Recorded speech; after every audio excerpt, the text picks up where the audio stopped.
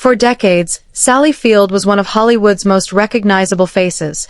The surfer girl, the flying nun, the mill worker who wouldn't back down, the mother who just wanted to be liked.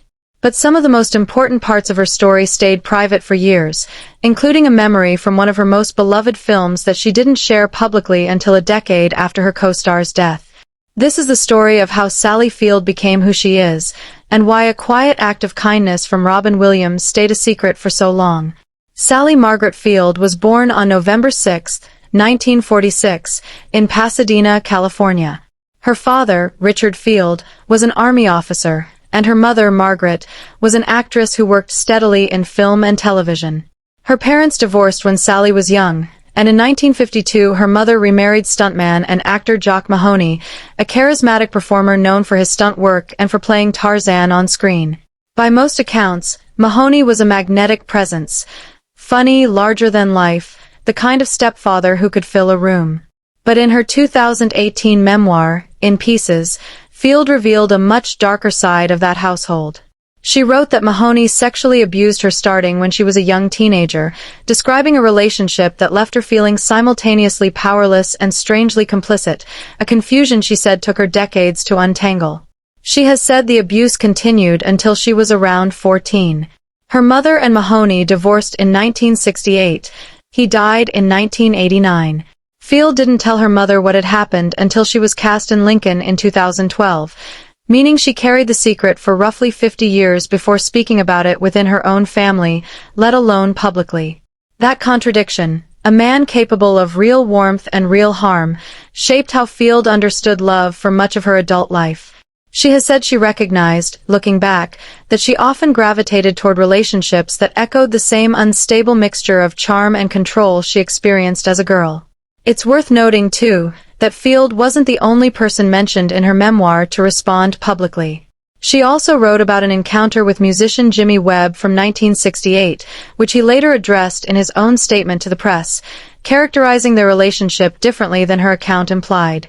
As with many memoirs, In Pieces reflects Field's own memory and perspective on events from a very long time ago. Field's acting career began almost by accident. As a teenager, she was cast in the title role of Gidget in 1965, playing a cheerful, sun-soaked California surfer girl. The show only lasted one season on air, but made her a recognizable young star. 2 years later came The Flying Nun, which ran from 1967 to 1970 and turned her into one of the most famous faces on American television. Field has spoken candidly about how little she enjoyed those years professionally. She felt boxed into likable, lightweight characters that had nothing to do with serious acting, and Hollywood's casting directors treated her accordingly. As a former sitcom star, not someone worth auditioning for dramatic film roles. Rather than accept that verdict, Field enrolled at the Actors Studio, training for years under acting teacher Lee Strasberg alongside future stars like Jack Nicholson. It was Nicholson, in fact, who is credited with helping her get an audition for the 1976 film Stay Hungry, her first real dramatic film role alongside Jeff Bridges and Arnold Schwarzenegger. Around the same period, Field entered into a relationship with Burt Reynolds after the two starred together in 1977's Smokey and the Bandit. In Pieces, Field described the relationship as loving but also painful and complicated, and she later reflected that she may have unconsciously been trying to work through unresolved feelings about her stepfather through her connection with Reynolds, who could be both charming and controlling. The relationship ultimately ended as Field's acting career, and her sense of independence, grew. In 1980, Field won her first Academy Award for Best Actress for playing the title role in Norma Rae, the story of a textile worker who becomes a union organizer. It was a role that required her to dig into a kind of hard-won strength she said she hadn't accessed before on screen, and the film marked her transformation from television ingenue to serious dramatic actress. 5 years later, in 1985, she won a second Oscar for Places in the Heart. Her acceptance speech that night became one of the most quoted and most misunderstood moments in Academy Awards history. Overwhelmed by winning a second Oscar after years of being doubted by the industry, Field said, in essence, that she couldn't deny the depth of the audience's approval, capping it with a line about truly liking her that pop culture later flattened into a punchline about vanity. Field has since explained that the moment wasn't about ego at all. It was disbelief that after so many years of being dismissed, she had actually been embraced.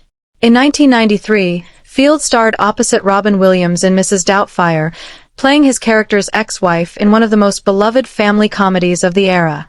The film became legendary for Williams' improvisation. Directors and co-stars have long described how scenes would run through take after take as he tried new material, often making his fellow actors' job simply to react honestly to whatever he came up with in the moment. What the public didn't know for over 30 years was what happened behind the scenes during one particular day of filming.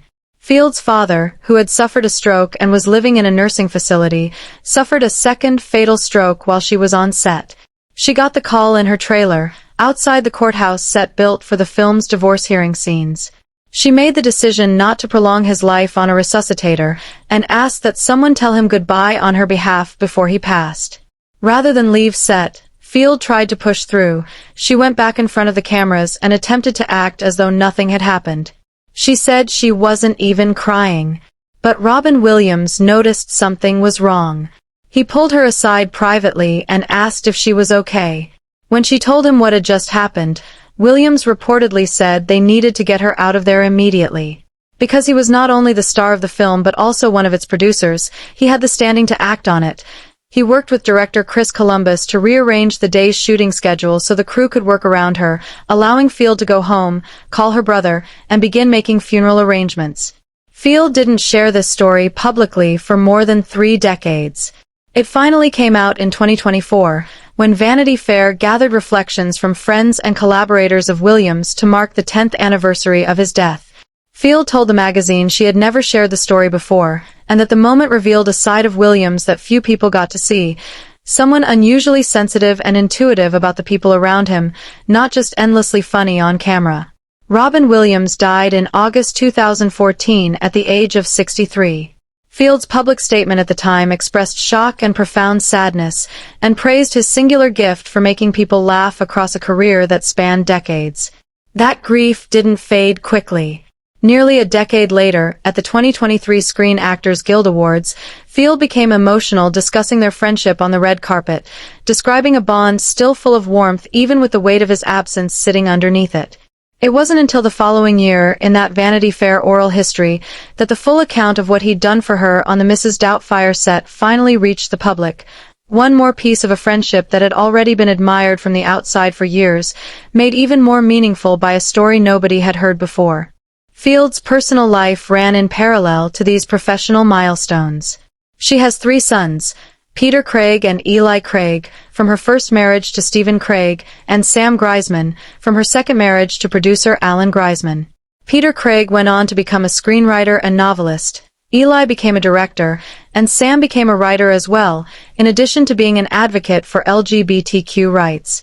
In 1989, while Sam was still an infant, Field starred in Steel Magnolias alongside Dolly Parton, Shirley MacLaine, and Julia Roberts, among others, a production she has fondly remembered as one of the warmest, most close-knit sets of her career. Sam has since joked that being immersed in that world of strong, funny women as a baby may well explain a few things about how he turned out. Years later, that closeness between mother and son took on new meaning. When Sam came out to his mother, the conversation they had became the basis, almost word for word, according to Sam's own account, for a coming-out scene between Field's character and her on-screen son, played by Matthew Rhys, in the ABC drama Brothers and Sisters. Field won a Primetime Emmy for her performance as matriarch Nora Walker on that series, a role that carried unmistakable personal resonance given what she and Sam had actually lived through together at home. Sam has written publicly about how supportive his mother was when he came out, recalling that she didn't hesitate for a moment and was, if anything, thrilled. Sally Field's story doesn't resolve into a tidy arc. It moves from a childhood defined by real danger sitting alongside real safety, through a difficult early career spent proving she was more than the sunny characters that made her famous, into 2 Academy Awards earned the hard way, and finally into a friendship with one of comedy's most beloved figures, a friendship whose full depth the world only understood decades after it began. What ties all of it together is a pattern of delayed honesty, about the abuse she survived as a teenager, about the complicated relationships that followed, and about a single act of quiet compassion from Robin Williams that she chose to keep to herself for over 30 years. Each time, Field eventually chose to tell the truth on her own terms, not because anyone demanded it of her, but because she seemed to decide again and again that the fuller version of her story was worth telling.